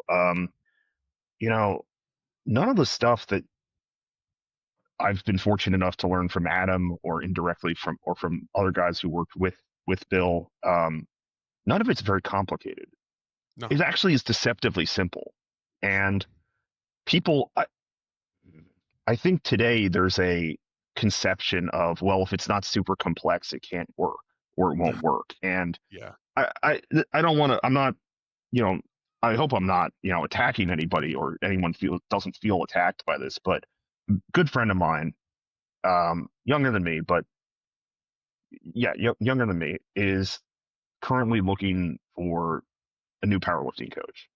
And I said he should go to Mike Tuchscherer. So Mhm. do I get like a referral bonus or something on that side? Probably not. But he he is talking with a guy who's well known in the area where I live, and this guy has his own like proprietary. He has all these types of metrics, like how much volume are you doing? What is your maximum MRV? What is your maximum minimum volume? All these types of things, tonnage, volume, etc. And I'm thinking to myself, uh, and this is not, and maybe this is just the way my mind works. It's lifting weights. Hmm. It doesn't need to be that complicated. Like Yeah. we can, and it's not to say that data doesn't matter or that things like this don't matter and can't be useful, but I feel like I've stolen from you on this one. I seem to blow a lot of people's minds when I tell them the only thing you have to do for bench press is speed and volume. Everything else is everything else is downstream of that. Yeah. Yeah. And of course that's not mine either. That's Freddie Smolter. That is 100% Freddie. And I wasn't about to argue with one of the few guys on the planet that could bench 300 raw and 400 equipped without the assistance of drugs. Like, I'm going, if you think it's that, Freddie, then I'm going to believe you and find out why you're right. Because that speed and volume thing is an inch wide and a mile deep. Yeah.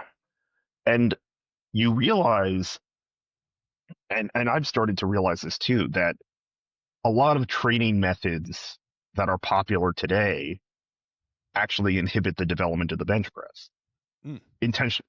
Unintentionally entirely. But Yep. I was down with James Townsend in Georgia about a month ago, and he says to me, all these new age MFers don't know how to train the bench press. They think it's like training the squat and deadlift. Yeah, it's just not. It's just not. Yeah. No, and I I maybe a controversial take here. So if it's super controversial, edit it out. But Oh no! I If think it's you. super controversial, we put it on Instagram for rage baiting. Oh, We cool. get you just disagree with whatever is popular on the internet, and that's how you get views. I think, and I understand why people use these exercises because I think they can be beneficial. But I think that the proliferation of tempo bench and long pause bench has been a net negative and has damaged more bench presses than it has actually helped. Yeah. Yeah. Can I give you my take on that one? Yeah, go for it. When they're saying tempo, like changing speed is a really valuable tool. They're Yes, just never going slow enough. I see. That is what I think. I think that makes a lot of sense. Mm. So when we're talking about training speeds, there's a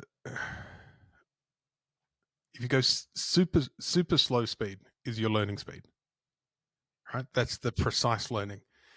It helps if you think about learning dance choreography, right? Dance choreography is very complex. A squat is very simple, but it's still human movement. So we can put it in the same category. If I give you an elaborate sequence of dance moves and say, all right, just step that through slowly, think about how slowly you'll go through each step to really work it in. Like, it's very precise, moving slow, pausing, stuff like that. So I'm talking about like a 2-minute squat or a 1-minute bench press, 30 seconds down, 30 seconds up. When I do it with people in my workshops, we used to do a 2-minute squat. Right? It's barely perceptible movement, 1 minute down, or I'd do it with a metronome. So it was it was actually 64 seconds. So we'd do 4/4 timing. We go down for 16 bars and come back up for 16 bars. You find out which part of the motor pattern you do and don't own at that point. Yeah, You can do that's really interesting. right. So that's that. When I hear tempo bench, that's what goes in my head. I'm going, oh no, you're just going too fast. 6 seconds down, 1 second up. Don't worry about it. It's not slow enough. The next speed, which is like super slow, is is going to get a lot of refinement, lots of learning fast.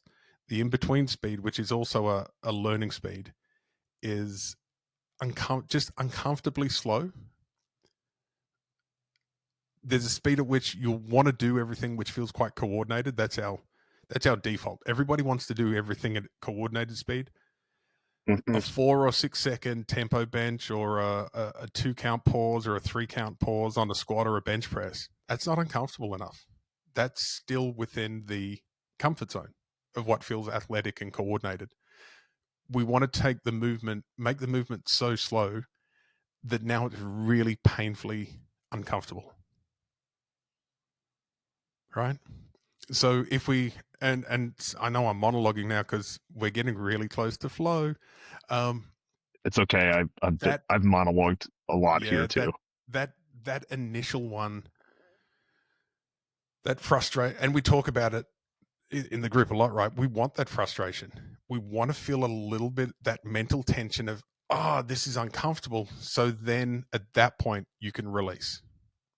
Right? You do that little Yeah. breathe out, let it go. Okay, how do we get a bit more deep embodiment into the movement?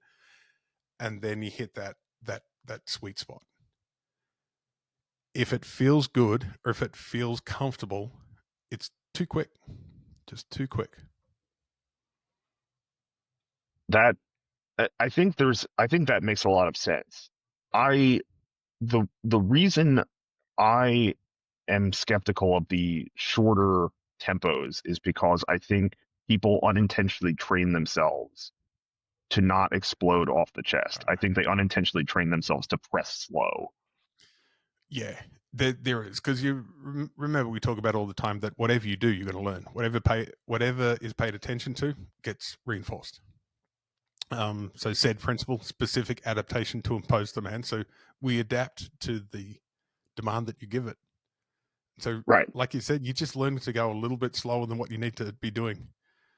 2 weeks ago, when we had Parry came over from Sydney for a few days training, one of the things that we worked on with both Ben and Parry was isometrics with no weight on the bar. Right? Can you Sounds generate fun and horrible. full tension in the bottom position or in the lockout position, full body tension on the bar, like cranked everything up to 11 like Spinal Tap? Can you hold that for 30 seconds? Pushing into a pin or no? No, like just so like a bodybuilder, like flexing everything that needs to be flexed to maintain lack of movement. So you've got your pushing muscles are fully engaged, but you've also got your pulling muscles fully engaged. So lats and pecs are on at the same time, biceps and triceps are on at the same time. All the antagonists are working maximally to not move. Right? So it's just a whole body tension exercise. And don't worry, I filmed it all. It's going to go up on YouTube eventually, and I'll explain the theory behind it. It's horrible, horrible, horrible. And I know we're going to be we're talking about something now that no one else can see, because we're talking about our private WhatsApp group. You can see the massive improvement from 1 week to the next in Ben's speed bench. Right? That came from not moving. It's very interesting. But I have to say, one of the most interesting things about that group is that all of us have fundamentally different training methods in terms of what programming looks like. Yeah. And all of us see results. Yeah. All of us are looking for the same things. And what that suggests is that they're within reason. Because if I don't say within reason, someone's going to come after me and say, Yeah. "What? What if I do max effort floor press with 6 reverse blue bands?" Okay, well that probably won't work. But Well, with yeah, the neuroscientist in me starts to go, it depends. Like right, there's probably a very unique context in which that would work for somebody right, with their thing. So I was like, but I once gave a presentation where I said everything works until it doesn't. I mean that's generally everything semi-logical works. Yeah. Now, it doesn't mean that everything semi-logical works well or works forever, but Or for everybody all the time under all circumstances. right. I mean, I've said this before, but you know, Jimmy Kolb's bench training was effectively two extremely heavy days per week, where one day he'd be in the shirt and he would do some sort of overload board work, and the other day he'd do generally some sort of raw high board lockout work. And that worked for him Mm. because he's very much built to bench and has very short upper arms. Um, was is naturally fairly explosive. I mean, I for a man who is 330 pounds, he was able to do some things I didn't think were possible for a man that size. Yeah. And if he were, 6'1" as opposed to 5'5", he'd probably be in the NFL. So, Yeah, I'd say so. but that whenever other people in the training group would try stuff like that, no one got anywhere. I mean, and I was a great I'm not a great example of this, but I'm an example where I did in an F6, I did a 215 or 210 two board, and then I went to the meet and I bombed with Yeah. 155. Yeah. I think we've had this discussion before, haven't we? Where it really matters how you got, like how you got to where you are right now matters. Absolutely matters. Yeah, Because everybody gets, like, if you guys all found yourself in the same place, you all took a different route to get there. yeah, And in working, if we work the metaphor in practical terms, if we all drove, if a bunch of us decided to meet up at a restaurant tonight for dinner, we would all get there different ways, but there yeah. would be similarities. Like we go, well, we all had to move to get there. It involved some walking, it involved some kind of motor vehicle, but they were different motor vehicles. They were like there was so much individual variation in there because we get bogged down in the tactics of what it looks like drawn out on paper. We forget what the strategy is, and in terms of getting strong, the strategies are very, very minimal again. Like they're just, and so as long as you're kind of hitting the strategy, whatever tactics you're using doesn't matter. In evolutionary biology, there's an idea called convergent evolution, where Yeah. multiple structures will evolve simultaneously and then converge in something like a human eye. Mm. And that's something that I think is very applicable also to ideas. I think powerlifting is a great example of that. There's also plenty of other examples you can think of in the intellectual space, but that's something that's always been very interesting to me. And if you looking at tactics is one thing, but trying to understand the underlying rationale and logic for why programs are written in particular ways is actually a fascinating exercise. It's why does Shaco do this instead? Why does Shaco do this and you know conjugate does that? Mm. Well, I mean, part of it is Louis never understood what he was reading, but that's a separate problem. But they're reaching for the same effect. Yeah. Yeah. 100%. 100%. So that's why I like laughing at the online debates around the dogmatism of training programs. They always sound like religious debates, and the only debates that are worse than powerlifting programming styles is when we start talking about nutrition. Nutrition wars Food are goes. worse than any religion. Food wars are way worse than any religious war. I think. Like, I think they're going to set up that when we have World War III, it'll be because maybe keto and carnivore are fighting with vegetarians or something. There's the old United Strength Forum, which is how Shaco geeks Yeah. like me ended up discovering a lot about stuff. Um, Yeah, is that the one that was Stephen and Ben Polk, right? I think so. Is that yeah? Um, That was the nutrition that. section has the subtitle "Food Goes In," and that's how I think about nutrition. Food goes in. Food goes in. There we go. That'll do. Our one for both Stephen and I, we had a friend called Warren Trent. Old Bull was his nickname, and so the Old Bull was there to keep the young bulls honest, and had a great gym in Wellington, New Zealand. I still follow his nutrition advice that he said if you can pick it, pluck it, or pull it, you should eat it, and if it runs, swims, or flies, it's good. That's it. I'm like, oh, okay. I just stick to that. That's actually pretty decent advice. I mean, I guess Like that that is from that is a, if you want an 80-20 on nutrition, stick with that. I would the one thing, so I guess that does exclude certain animals, like trying to eat a koala or something like that, because it Well, it can't doesn't fly. run, swim, or fly, so leave it alone.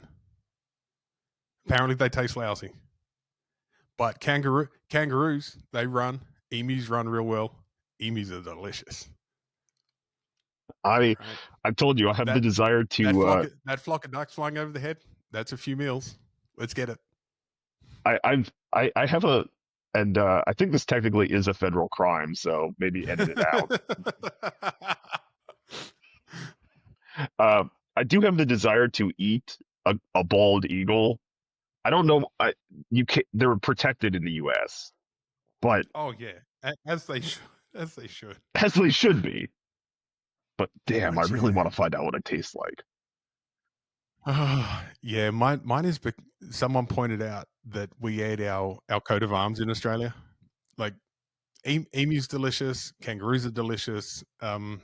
They're on our coat of arms because they're two animals that never walk backwards, and our motto is "Advance Australia Fair." Right? We go forward, so that's why we have kangaroos and emus. But we eat them. We're like, yeah, they're sacred, beautiful animals, but they're tasty and delicious on a barbecue. So that prompted me to think, what other national animals are on the menu anywhere? And so yeah, bald eagle would be, that could be nice to try.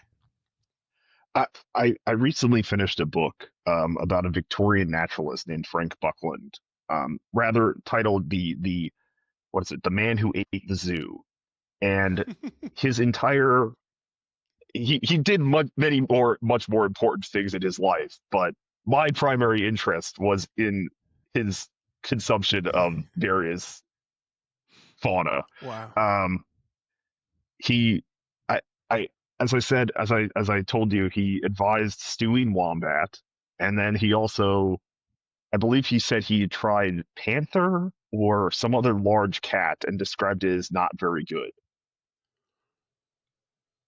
I can't imagine. Yeah, I can't imagine any of the big cats being tasty because they're all carnivores, right? They just eat other animals. And I Yeah, think for the so most part, carnivores don't taste good. fun digression here because why not? We're almost at 2 hours and we've talked about powerlifting for maybe 20 minutes of it.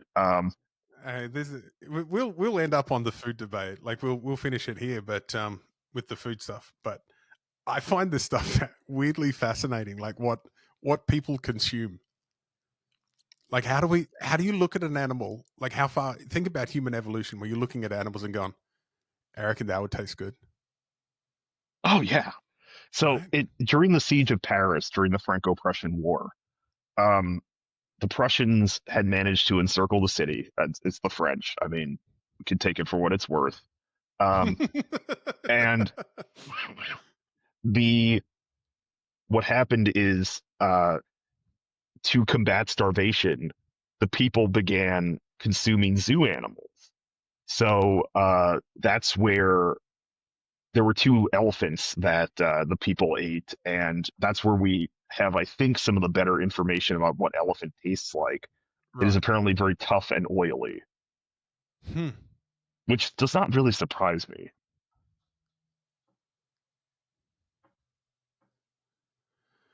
Tough and oily. Yeah. And how would you cook an elephant? I don't know. Hmm. Yeah. There was on Netflix. There's a series called Meat Eater as a hunting program. I really enjoyed it. And so he's often finding different meat sources that require very specialized cooking. And it's normally, yeah, and like I said before, it's normally a carnivore. Like bears, you'd need to do something with, and they're kind of dangerous to eat. And same with wild boar. And it's whatever animals eat animals that eat other animals aren't good to eat. So that Huh. tells me we wouldn't be good to eat. But my vegan No, friend, if I ever get hungry, she's on the menu. Like if things the turn bad, there's a lot of vegans around this part. We're going to be okay in the apocalypse. We know who to target, right? his Perhaps. history I'm not serious, by the way. the Maybe. the history of diet is fascinating. Up until about even 50 years, even about 60 years ago, raccoon was a very common meat in the U.S. Yeah, right. Okay. I can't imagine that would taste good. I I don't know. It was like a traditional. It was one of these traditional things that people. So Thanksgiving is next week in the U.S. and for those of us who are not versed in American Thanksgiving, our traditional bird is turkey. Hmm. Um, but apparently, for a long time, raccoon was considered a substitute for turkey. I did not know that. That's very interesting. Very interesting. Let's go. I want to finish up on what's the 5 weirdest animals you've eaten. Let's go Oh, top I'm five. not. We'll go back and forth. Uh, I mean, I'm not tremendously. I haven't been tremendously adventurous with meats. I've probably had crocodile. That's pretty standard one, I would say. Yeah, I love crocodile. Crocodile takes on flavor well. Really good. Uh, I mean, venison is pretty normal. Um, it's Hmm. good. Then just really all the standard meats. I think I've had squirrel at one point. It's not bad. Okay. Yeah, I love what squirrel hunting looks insane. Just shooting up at trees with little pellets and catching tiny rodents as they fall out of the sky. I I just to indicate how maybe strange some of the guys I used to train with were. We would make jokes about using a Martini Henry, which is the rifle the British used in the 19th British Army used in the 19th century, using a Martini Henry as a hunting implement. And I think it fires like a 5.70. So we're not talking about anything that round hits is not going to be in any edible condition. That's right. Everything's going to be mincemeat afterwards. Oh yeah. Whatever's left is shredded. Yeah, right. So I know I've said kangaroo and emu. What else? Turtle, Mm, um, dugong, so manatee. yeah. That is really good. That is good stuff, and I'm glad it's protected, and that only my indigenous friends are allowed to hunt it. And I'm so grateful that they share it with me.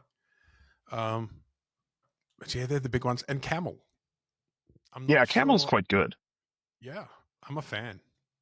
I'm a fan. So I want to be able to eat all of these different animals from around the world that people like to hunt, because I just think it'd be Oh cool. yeah. And if they're on somebody's coat of arms or their national animal, even better.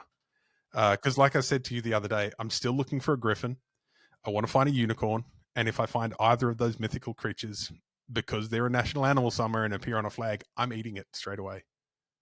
Well, the undergraduate college I went to, our mascot was a griffin, and there was someone who wore the griffin costume. So does Ooh, eating the okay. costume count? Oh, it could. They're not safe anymore. When I visit, point them out. Oh, uh, I made this comment to another friend of mine, and I wanted to get your take. What do you think the most digestible bench shirt is? Most digestible. Probably the what was the Inza that used to blow out all the time? Oh, the Bolt? Was that what is it? Blast or Bolt or something? I watched I think it was Ewald Eidsinger blow out 2 of them on back to back attempts in Texas in 2010. They're just like They just split down the sides. I think Joe Cap busted one, and there was a guy in Yeah, Australia split one as well. Whatever yeah. whatever bench shirt that was, I think you could get that into a soup. It would probably just dissolve if you stewed it overnight.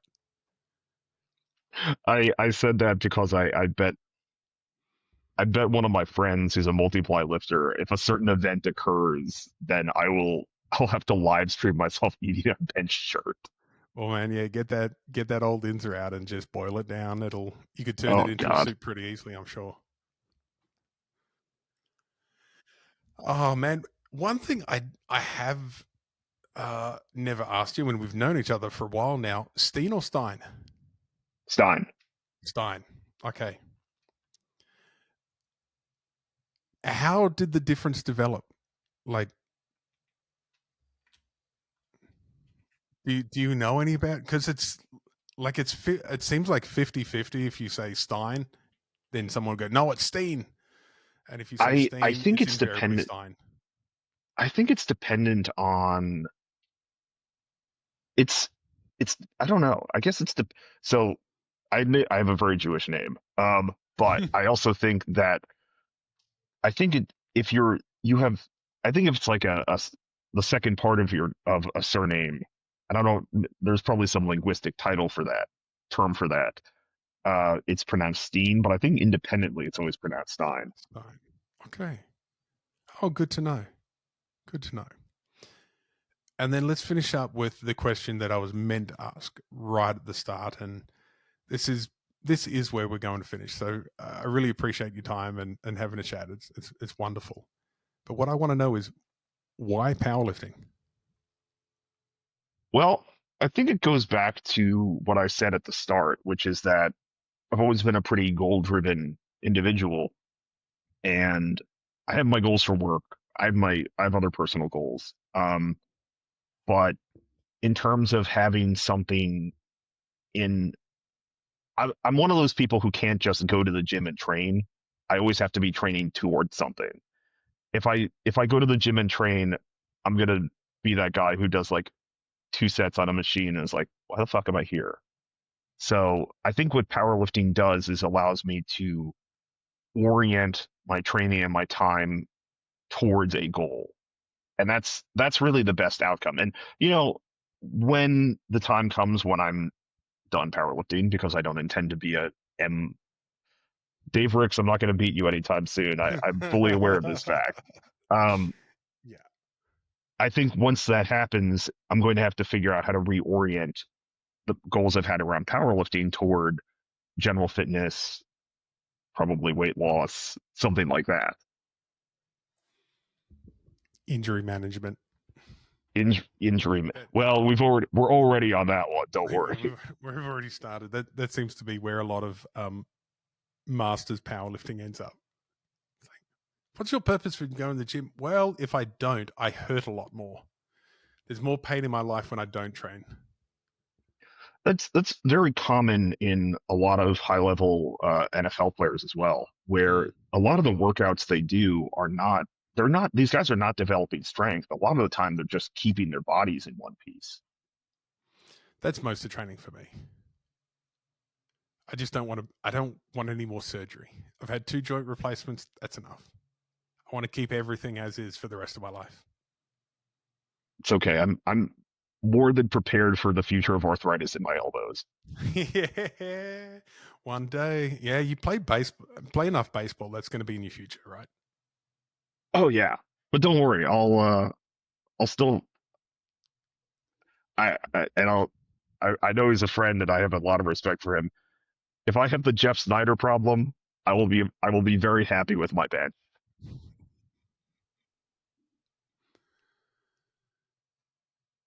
There we go. I like that as a start.